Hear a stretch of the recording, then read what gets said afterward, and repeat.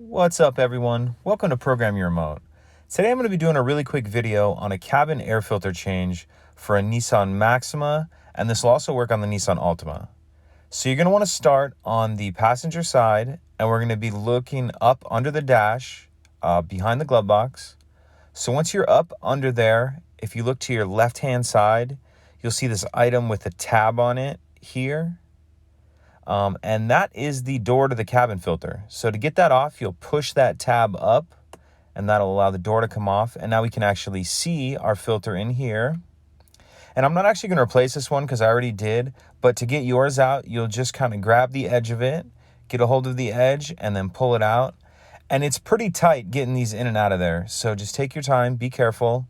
So you'll get the old one out, get your new one in. And on the new filter, you'll want to pay attention to the airflow indicator. There'll be an arrow on it. And you want that arrow pointing towards the rear of the car. So you have your new filter in with the arrow pointing towards the rear of the car. We'll put our cabin air filter door back on. And that's it. Pretty simple. If you have any questions, please let me know. If you could take a second to like and subscribe, it helps us out and I'd appreciate it. Thank you.